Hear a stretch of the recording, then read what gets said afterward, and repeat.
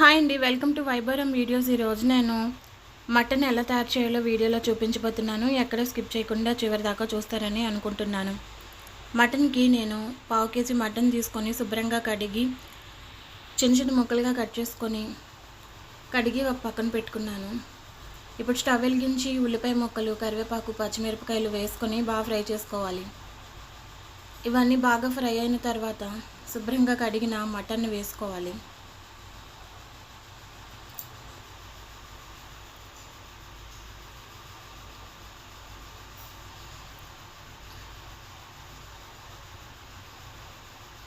ఇప్పుడు కొద్దిగా పసుపును వేసుకోవాలి.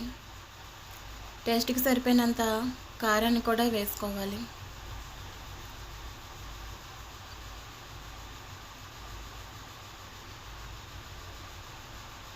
మటను పచ్చివాసన పోయేంత వరకు బాగా ఫ్రై చేసుకోవాలి.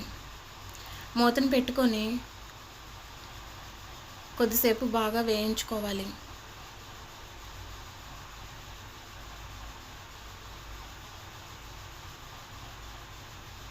మసాలా పేస్ట్ నేను అల్లం, వెల్లుల్లి, చెక్క, లవంగాలు, ఇలాచి, ఉల్లిపాయ ముక్కలు వేసుకొని గ్రైండ్ చేసుకున్న పేస్ట్ ఇది వేస్తున్నాను. ఇందులో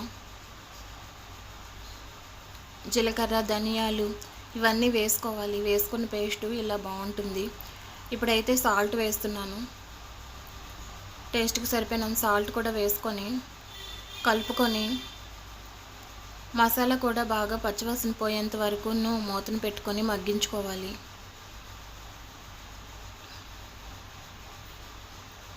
ఇదంతా బాగా మగ్గిన తర్వాత కొత్తిమీర కూడా వేసుకోవాలి.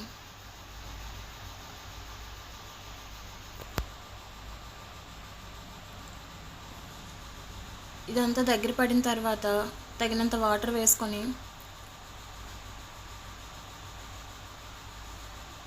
మీడియంలోనే ఉడికించుకోవాలి.